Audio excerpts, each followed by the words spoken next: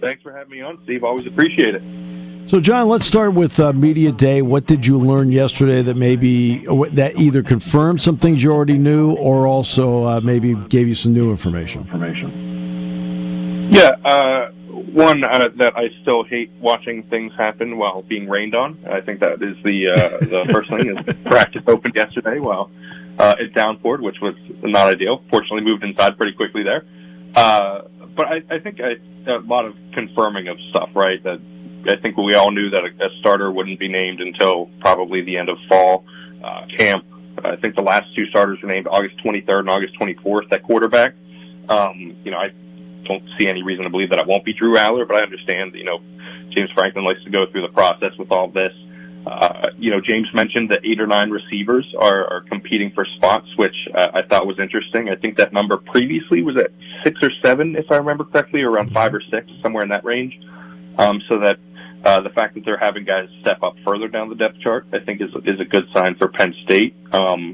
But yeah, I think, just a lot of affirmation. We know that Chop Robinson and Kalen King are probably going to have special seasons, right? And Olu Fashanu is going to have a special season. A lot of guys being talked really highly of in that regard. One of the things that I thought was really interesting, I was talking to Manny Diaz, and he mentioned that everyone wants a Hollywood speech, right, for, from a guy that's a leader, but that's not, like, who guys really look to for leadership. They look to guys who set the right example and everything like that. And, I think he described the quarterbacks in that way. But yeah, I thought it was, honestly, the wide receiver thing is going to have my attention for a while. I think it is one of the most fascinating things about the team this year, and I think they're, in large part because I'm very high on a few of those guys. I know when we got to practice last Wednesday, I saw Trey Wallace, and I was like, man, he definitely got bigger, right? Like, you could tell that he was, putting work in the strength and conditioning program, and I think that's someone especially that I'm looking forward to watching this year. Yeah, but just so you know, if it makes you feel better, the last 5 or 6 periods were outside yesterday. So, yeah. and it showered a bit, yeah. So, if it makes you feel better.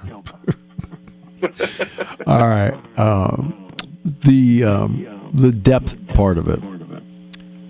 James was asked about it. He talked about it extensively yesterday. What was your impression on the depth part of it? Yeah, I think that is going to be the difference maker for this program this year, right? He's talked about in the past about how they have guys at the top, and then maybe you look further down the depth chart and you don't see the guys that can maybe push those guys and help them get better. I think that's pretty much the case across the board this year, that they've got enough guys to make guys uncomfortable at the top, right? Like even someone like Nick Singleton, who I think everyone would agree is fantastic, can't take a breath, right? Because if he does, Katron Allen's going to be, jumping up to take all of those carries. I'm not even, certain that Singleton will be the top guy, right? It could be Allen theoretically. It could be either of those guys. They'll be splitting so many carries this year. Yeah, I think it kind of, it's not even necessarily always about like, okay, the guy down the depth chart is going to contribute a ton. It's the guy down the depth chart can help the guys at the top get better. And I think that's really important. It's the kind of thing that the best teams in the country always have. And I think they have that this year at pretty much every spot. James did mention safety. It's right now it's a 2 deep and not a 3 deep, but that 2 deep, like he said, is probably better than it was last year, even if it's not, even if you don't have Tig Brown at the top to kind of lead everything there. It's still a very good position for Penn State, and I think you're going to find that there aren't many spots on the field where there are concerns right now. And I can't remember the last time that was the case.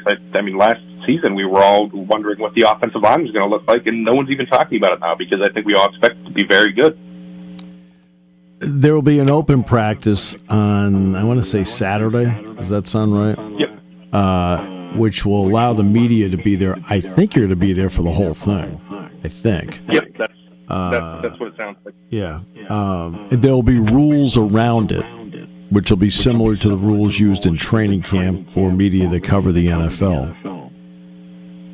With a full opportunity to see everything, all 24 periods, what will you be looking for going in, and how do you want to cover it? Some people do statistics. I mean, how do you want to do it? Yeah, to me, this is, and this is part of the reason that I love doing this stuff. I think we all love football, right? It's hard to cover the sport if you don't, but I love the game, and I think this is a really good opportunity to just kind of trust your eyes, right?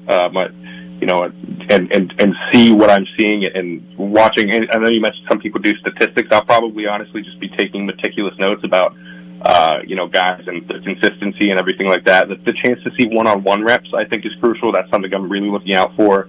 Hopefully to see, plenty of 11-on-11 reps, which is not something we usually get to see, and seeing how guys fare in those situations. Because, even with one-on-one reps, it's one thing for a defensive end to beat an offensive tackle. It's another for him to do it when there's a running back waiting to chip him or a tight end waiting to chip him, right? It's really interesting when you get into those 11-on-11 situations that we haven't seen since the spring game, that the media hasn't seen since the spring game, at least.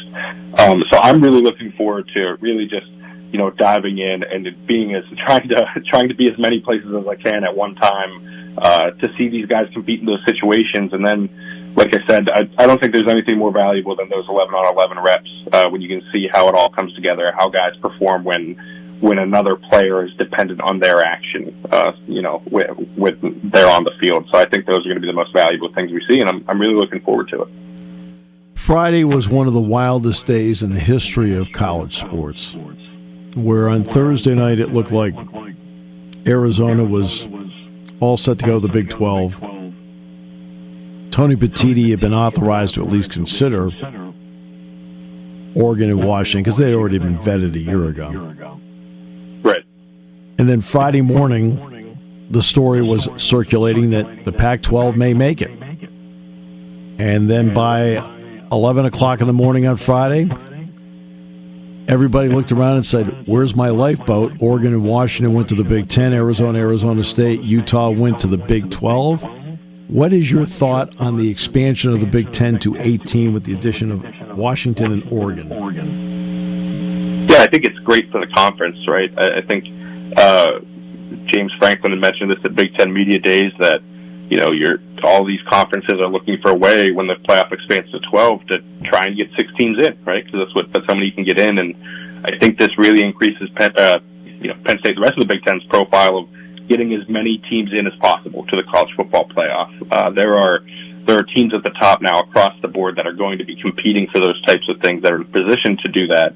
You have obviously Penn State, Ohio State, Michigan. Now you have USC, who's consistently, I think, going to be at the top as long as Lincoln Riley's there. Washington and Oregon are very competitive. Dan Lanning and Kalen DeBoer are excellent coaches. UCLA is, continuing to improve. So, even just those 4 teams coming into the conference next year all have playoff aspirations. I think you're going to be looking at the Big Ten trying to do what it can to position itself to get as many teams as it can into the college football playoff. Selfishly, I'm going to miss some of the, and I've seen, athletic directors and everything say that, Washington wants to keep playing the Apple Cup and Oregon wants to keep playing the Civil War against Oregon State, but I'm going to miss some of those things, right? I think we all know why these decisions are made. They're financially driven. That's, I understand that, but I think from a fan of the sport perspective, and I'm not even usually a traditionalist with these types of things, right? I understand that things change and are always evolving, but it is unfortunate that I think you could lose these fun rivalry games, because it always felt like, to me anyways, and maybe this is just anecdotal, that even when Oregon was good, they could always trip up at the end against Oregon State. And I know there are non-conference games, rivalry games that still happen, right? Like Georgia and Georgia Tech still play every year. I don't think it means these things are going away. But I think when they were in conference, they always had a little bit more juice to them. And like I said, selfishly, I'll miss some of those aspects of this realignment phase, because it sure seems like it's not over, right? There are 4 Pac-12, Pac-4 teams, whatever you want to call them, just kind of lingering out there, and we don't know what's going to happen with them. And I think this is probably just the second seismic shift after Texas, Oklahoma, and that there's probably something more coming sooner rather than later. How close are you looking and following the ACC drama with Florida State in this vein? I am not proud of how much of that Florida State Board of Trustees meeting that I watched last week, just because it's all very entertaining, and it's all just kind of fun to watch it play out.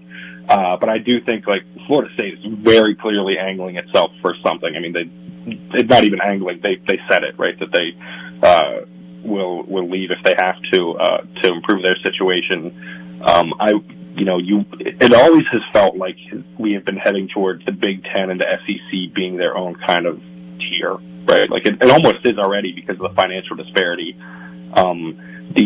The ACC teams being locked into their grant of rights until 2036 is obviously a problem because it's going to cost so much money for them to get out of it. But I think the Big 12 has already fallen behind. The ACC is falling behind financially, and you're just kind of wondering and waiting how long it'll take, Clemson, Florida State to make that move and make a decision. And we saw it with the Pac-12 last week, right? Like, all it took was Oregon and Washington deciding to go, and it completely destabilized the conference. And you could argue that happened when USC and UCLA left, that was the real destabilization, and this was just still the aftershock of it.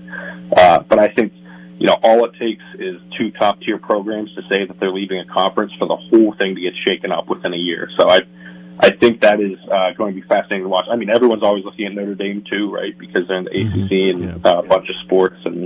But I think, Florida State, Clemson, Notre Dame are kind of the three major players, it seems, left, and that will inevitably end up somewhere else. Are you sensing this is helping college football's popularity, or are you sensing that it's making people more hesitant about college football and college sports in general? I think this is probably against conventional wisdom, but I don't know that it's having much impact either way, right? I think this is one of those just kind of realities where we're already so deep into it, right? All of the people that cover it, all of the people that love it and enjoy it, that you just kind of go with the flow. Like, I don't think it's necessarily going to drive anyone away just because those rivalry games happen or because conferences are shifting. But I don't know that it's going to draw anybody in either because, suddenly a team is traveling further across the country. So I think really I don't know if there's going to be as much of a fan impact with all of this stuff. I do from the positive upside for fans and for, even media members is you get to travel to new places, right, to go see these teams play. You get to see new stadiums and stuff like that. But I think that's such a small part of it that it's not, overly relevant even. But yeah, I think generally, I don't know that there's going to be much impact from that perspective. I think if you love college football, you're probably just kind of disappointed, right? I don't think it means you're going to stop watching or you're going to stop following it or anything like that. But I think there is some level of disappointment and you just kind of wish it hadn't happened. There's another element to it. I mean, now I think you have a chance in the regular season, as you're building toward a playoff, of some really interesting matchups. I mean, the Big Ten is not going to. I mean, the current Big Ten scheduling model for 24-25, which obviously will have to be tweaked, adjusted, whatever. USC, Ohio State, Michigan, Penn State, everybody's playing 2 out of 3. Right, because they know the TV networks want that. Now you mix in Washington and Oregon. I think it gives you more options and juice to have bigger games during the regular season. Yeah, and I think you're going to see more, 3-loss teams in the playoff too because of that, right? I think there's going to be the acknowledgement of okay, this, Ohio State lost to 3 teams, but look, all 3 teams are also in the playoff, right? So it's how can you say that they're not worth that while? But yeah, I think it's going to make the regular season more fun. It's going to make it immensely more valuable because you have to win those games when there's so many good teams that you're competing against week in and week out. Even if you can get in with 2 or 3 losses now, that doesn't necessarily mean that you will. So I think it is going to increase the value. I do think we're also probably heading toward what's old is new again, right? With we're losing divisions here after this season, but I think they're probably going to have to come back as these conferences expand. It seems like when the inevitable happens and it gets to 20 or however big it gets, that we see maybe not divisions, but pods within each conference just to kind of make it a little bit easier. But I do think, that's probably, it's logistically, it just makes more sense to do it that way. But yeah, no, I think the regular season is definitely going to be more fun. There's going to be more high profile matchups and, I am always all for that. Well, and I've asked this question to many people, and this goes back to the wintertime. I was out at Wisconsin. I was talking with Matt LePay and Mike Lucas and Dave Refson. We were at shoot around. And I said, let me ask you guys something. This is when it was 16. Is finishing 6th good enough? In basketball, it is.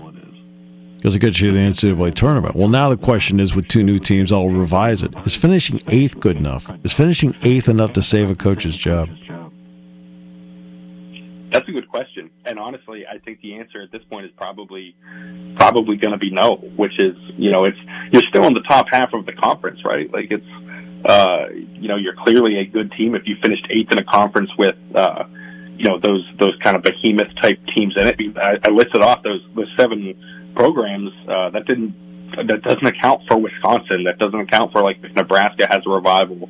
It doesn't account for like all these other programs, Minnesota, Iowa, who are good teams, good programs, that are kind of going to be fighting the uphill battle that we've seen like Maryland and Rutgers and, at times Michigan State fighting with how good the East was.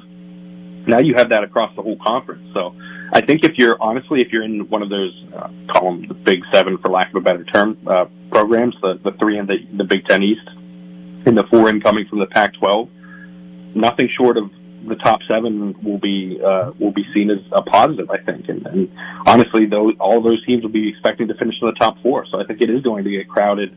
That could push for more coaching turnover. Maybe the opposite happens, and it's like, well, it's these middle to lower tier programs want more stability because they understand how much of an uphill battle it is. But I do think there could be an impact from that standpoint for sure. And finally, back to Penn State football. I know the open practice is coming up. We discussed some of the things you'll be watching for. What will you watch for when it comes to special teams?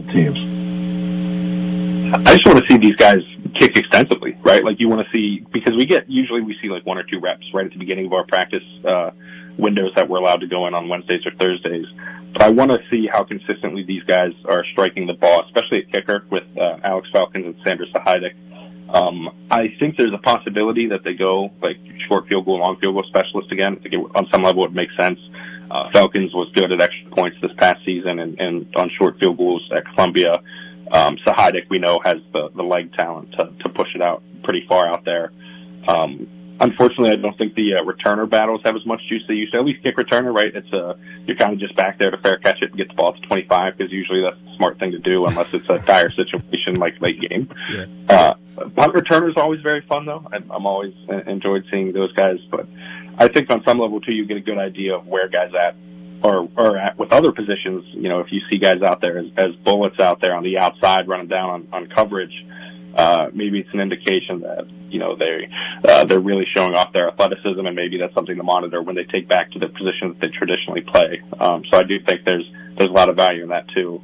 It is interesting though. I can't remember the special team spots being pretty much all up for grabs like this. It's fascinating. See, I didn't even mention punter where Riley Thompson and Alec Paquette are going to be presumably battling for that job. And, Thompson going into his last year of eligibility has the experience, but again, Paquette came in as a really talented punter, so that could be a tight battle for the duration of fall camp.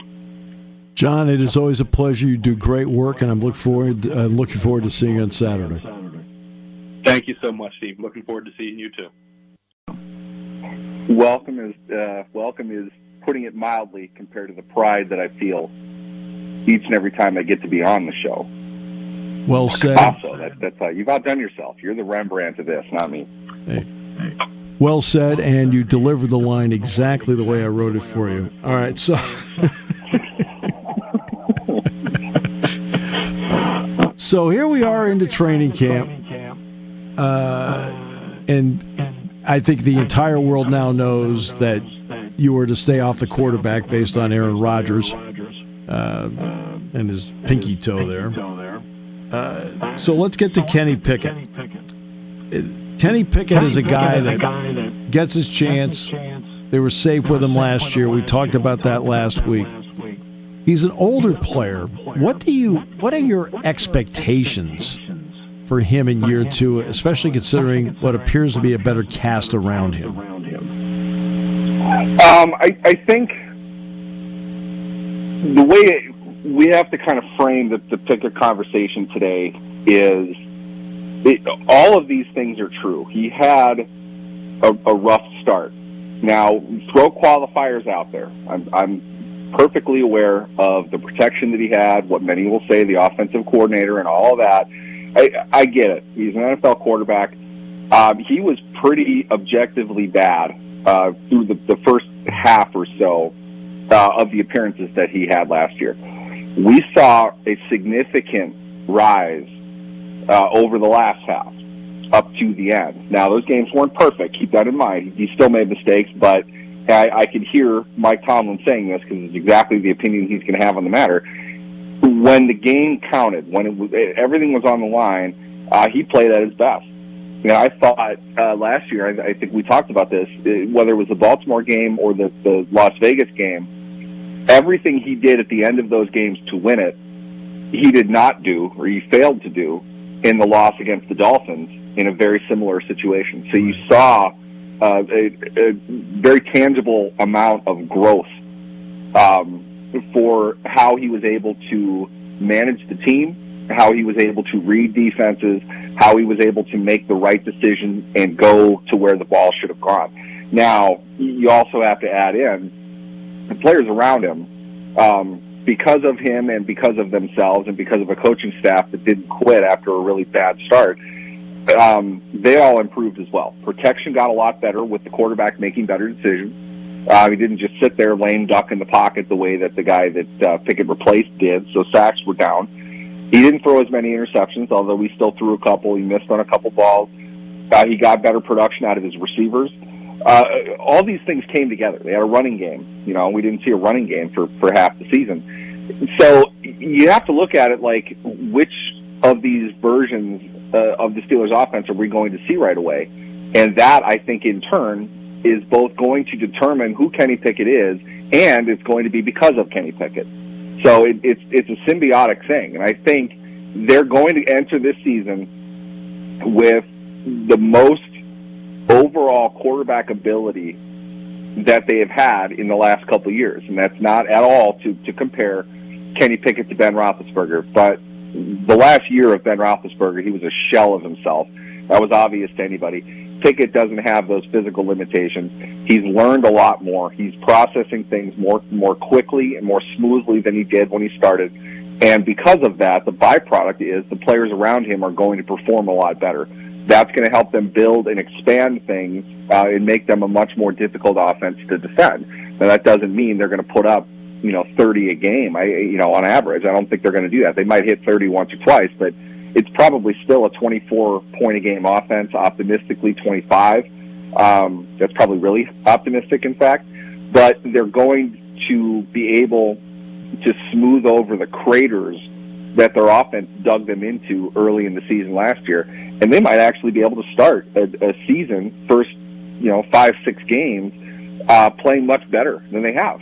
And that, I think, is really the key. You look at them, they've surged over the last couple of years. They finally got their stuff together at the end of each last season. If they had 2-3 wins that they could have had earlier in the season, they're in a much better position come playoff time, and they might be a bit tougher of a team to beat. And I think a lot of that has to do with Pickett and his ability to build on what he started, and for the coaching staff to build on what they have now with their offense that they have not had the last 2 seasons, at least 1.5 seasons, call it that. Is this a team based on its quarterback and running backs, wide receivers, tight ends, so forth, offensive line, that can handle December? Because this would be a question that we'd ask without question about the Dolphins having to come up north, play the Bills, things like that. Is this Steeler team the kind of team that has the potential to flourish when it's warm, but also flourish when it's cold? That's a great question. I think they built it to play in the cold, and I think going back to what I'd said earlier, I think Mike Tomlin wants to do things a certain way from a 10,000-foot perspective. It's not that he wants his quarterback to fail drive to drive, but he does want his quarterback playing at his absolute best in the last, say, 2 possessions in the fourth quarter. That isn't to say that you can't put the game away earlier than that, but Tomlin doesn't seem to want to coach like that. He doesn't call games like that. He understands. It's almost as if he's giving enough respect to the opponent to say, I want to squeeze this down to 1 quarter. I want this to be competitive going into the fourth quarter. I don't want to turn the ball over. I don't want to give up too much. I want to control what I can control right away, and then we'll have a race to the finish and see where we're at. It's in my opinion, it's an old school philosophy. I don't know how well that really will serve in the NFL today. But at the same time, if you have a defense that surrenders 17 points a game, I don't know how many games you're going to lose. So there's logic behind it. It's just you don't see teams giving up 17 points anymore. One game, yes, that can happen. But over the course of a season, it's downright impossible. I mean, too much is favoring the offense. But all of that said, I think it's interesting what they're trying to, they just drafted their first offensive tackle in however long. They traded up to get him, in fact. So it's kind of a double whammy for them. Clearly, they prioritize bringing in a tackle, perhaps for now, but absolutely for the future. They've put capital into the offensive line. They signed 2 left guards this offseason. We've talked about that. I always thought that was interesting. It's almost as if they didn't know if they were going to get Siamalu, so they had signed Nate Herbig prior to getting Siamalu. So now they have 2 great guards, and only one of them is going to start at left guard. They're emphasizing certain players, which kind of indicate we're going to play short game passing, quick game passing. We're going to run the ball. These are cold weather traits. You have a defense that they've sunk a lot of money into it, and if they can get everybody healthy and everybody playing consistently, they've got the best depth among front seven, I think, of anybody in the NFL. Maybe San Francisco can make a claim to that, but Pittsburgh's on that level for sure. If they can get run out of every player that they have there, they're loaded. I mean, they've got some real talent there. They're going to get pass rush. They're going to push pockets. They're going to make it hard to play short game against them. You're going to have to throw the ball over the top, and you're going to have to risk doing that in a 5 to 7 step drop when TJ Watt is coming after you. That's how they want to play. I see the wisdom of what they're doing on defense. I think offensively it's kind of what they have to do. I like George Pickens. I think he's an explosive player, but this isn't going to be a great vertical passing team. They're consistent. They're chain stretchers. Deontay Johnson's an excellent short field receiver. He's excellent at getting open in the short to intermediary depth. He's not like a blazer deep down the field. Pat Freiermuth is very similar to that. He's a very reliable middle receiver who can get open in short moments against mismatches. He's not running the seam and beating safeties down the width or the length of the field. They can control the ball. They can possess the ball. These things are late season attributes. I think that's kind of the way that they want to go. And I might be being too kind to suggest that, Tomlin, the result of Tomlin's plan is they're starting off really slowly and taking control of what they need to control toward the end of the year. They're just getting, a little bit too late of a start into when they're really good. That's kind of how they're built, though, to be honest. I think that's why I say it's an excellent question. It really does seem like the plan is we're going to be able to naturally turn it up when the temperature goes down. But they've got to get more wins than they've gotten early in the season if they want to be competitive, because they've got a good division. They can go toe-to-toe with anybody in the division. 3-3, I think, is going to be a good division mark this year, and you're going to be playing 3 of those when the weather's cold. So for Pittsburgh's sake, you hope they can get off to something of an early start and be able to do what they do at the end of the year and see a defense that's poised to be certainly among the best in the league, if not the best in the league, be able to take a lot of the pressure off the offense. Because nearly half the season now is going to be in cold weather, with it ending in early January. Brian Flores was a big story when he went to the Steelers last year because of the lawsuit with the Dolphins. He's now the defensive coordinator with the Vikings. Has he been able to just coach and not be asked about this because he's a team and a couple of years removed from this? What has it been like in Minnesota, Brian Flores and media? While I wasn't at the press conference, but he did speak to the assembled media that was there. He got one question on the topic. He didn't provide much detail of anything, and he wasn't asked again. I think, one, it might just be a different media mentality there, but more likely it's that the story kind of is where it is right now. It's not really, progressing forward as far as we know. I'm sure we'll hear more about it as the year goes on, but I know that he was desired by several teams to be a defensive coordinator. I know Pittsburgh wanted to keep him if he didn't like any of the options that he had. But 10,000-foot level, I think the story blows up in a hurry if you see the Vikings defense, which was, pretty bad in most facets last year. Mm-hmm. Excuse me. If you see them come out of the gate really hot right away, the question's going to come up. And I think, he'll be made available to the media weekly, like most coordinators are across the NFL. They're going to have to ask again. It's going to have to come up again.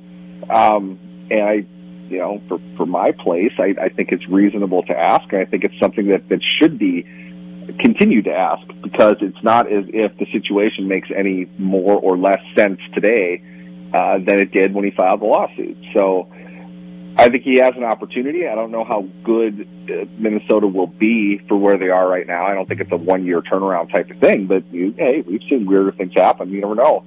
If he goes in and the Vikings defense is back to what you kind of expect traditionally out of the Minnesota defense, you would think that he would get some attention as a head coaching candidate again. But the question is, this is what you kind of obligated to ask. Would you feel that this improves his stock in that regard? Will anybody hire him with that lawsuit outstanding? Mm-hmm. Me personally, I don't understand why it would matter. Right, I agree. You want the guy or you don't. Lawsuit. What's the lawsuit going to do? I'm not going to be any more or less of a party to it if I'm a team owner. If I hire him, if you might make the argument that you'd be less of it, but that's today isn't the time period of the suit. So to me, it's a totally different situation. And if you would want this guy to be your head coach, which I think he's certainly a worthy candidate, people would hire him. Now I say that, but that's clearly not what's happened. Not just to Brian Flores, but to a lot of coaches. Doesn't make a whole lot of sense to me that if the process is fair and equal, why is it that a white coach is getting hired 14 out of 15 times? There are plenty of black candidates that we've seen who have accomplishment in the field on the same level as a white coach. And I say this because, my eyebrows kind of twitched up a little bit when Nathaniel Hackett got the job in Denver. And look what happened there. You can make the legitimate argument that Nathaniel Hackett's the worst coach in NFL history.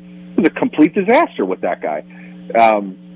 He got the coordinator job right after he got fired, the same way Flores did. Are you going to tell me Flores' track record as a head coach is the same as Nathaniel Hackett's? Nathaniel Hackett, right now, statistically has a better chance of getting another head coaching job than Brian Flores does. It makes no sense, but you can't argue that this has happened.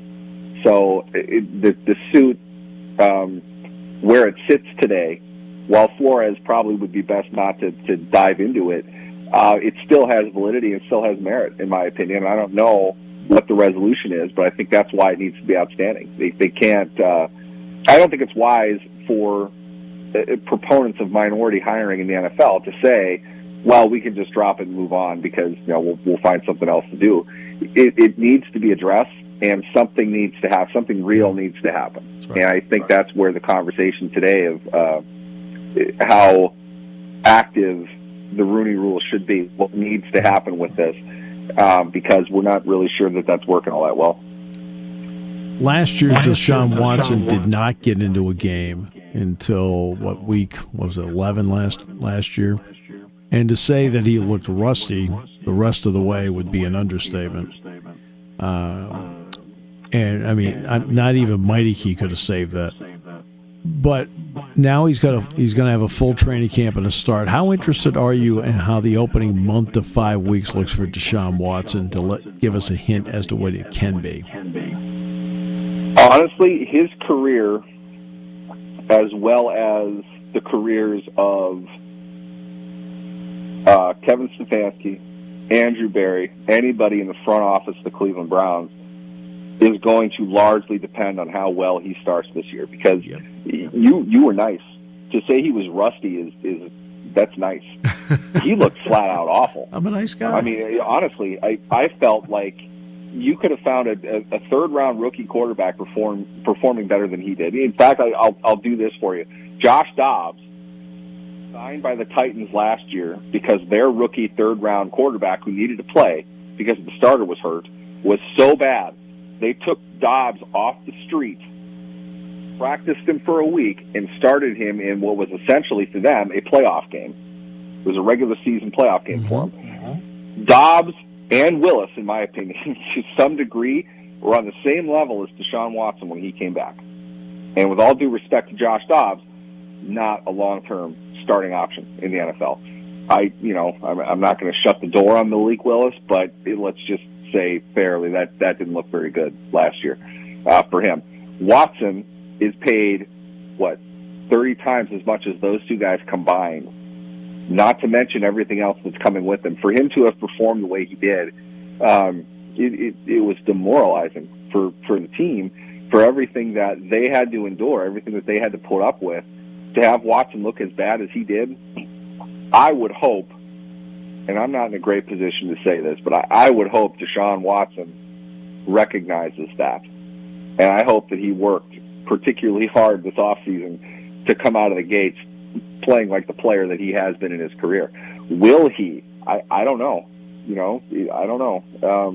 I've said this often in this spot. You don't get better at playing football by not playing football. You're out as long as he was. For him to have looked as bad as he did, I don't know what he did with his time. And if he doesn't have it, in terms of motivation after all of that, I don't know where he's going to get it from. But in my opinion, it's not going to be the top storyline, certainly not with Aaron Rodgers doing something on a daily basis to make people turn their heads. But if Watson comes out flat in week one, you're going to see all kinds of stuff in Cleveland, and none of those guys are going to survive the season if he doesn't play well, because they're attached to him. There's nothing they can do. They can't even have a painful release of of Deshaun Watson for 3 years.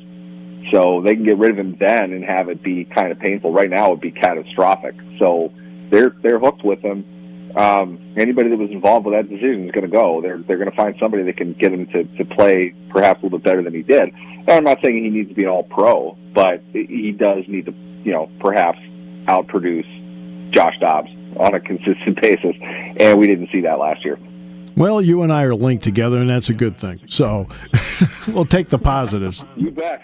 We want our $50 million a year. That's exactly right. And dollar by dollar, literally, we're getting there. Here we go. We're excited. Neal, thanks so much, my friend. Appreciate you. Definitely. Thanks for having me.